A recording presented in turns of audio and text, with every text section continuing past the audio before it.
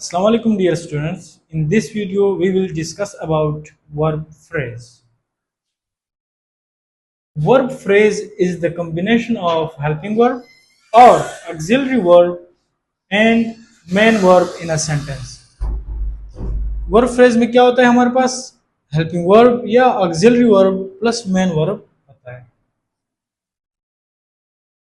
helping verb को आप auxiliary verb भी कह सकते हो प्लस मेन वर्ब सेंटेंस में अगर आ जाए तो ये हमारे पास वर्ब फ्रेज बनाता है. It is simple.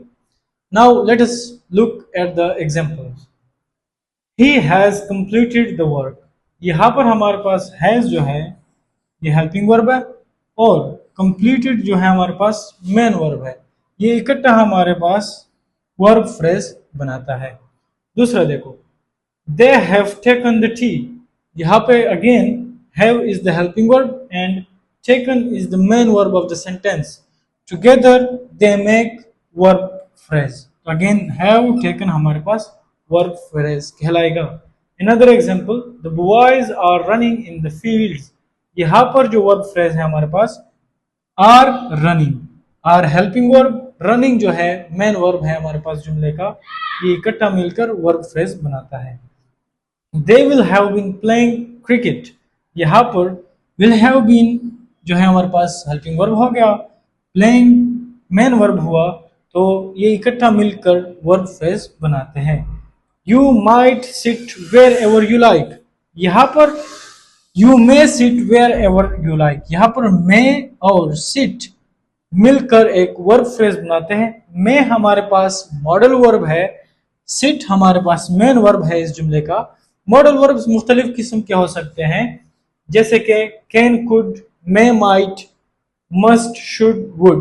ये सारे हमारे पास मॉडल वर्ब्स हैं, इनके अपने फंक्शंस होते हैं, लेकिन यहाँ पर हम सिर्फ वर्ब फ्रेज को समझने की कोशिश करेंगे. तो modal verb plus main verb ये भी हमारे पास एक वर्ब फ्रेज बनाता है और मॉडल वर्ब्स के अपने फंक्शंस होते हैं. तो you might sit wherever you like. Might plus sit, sit क्या है इस जुमले का मेन वर्ब है, तो ये इकट्ठा मिलकर फ्रेज बनाता है. कौन सा phrase? Verb phrase. Now let us look at another example. He does not go to school. अब यहां पर हमारे पास जो हेल्पिंग वर्ब है ये डज है और जुमले का मेन वर्ब जो है ये गो है.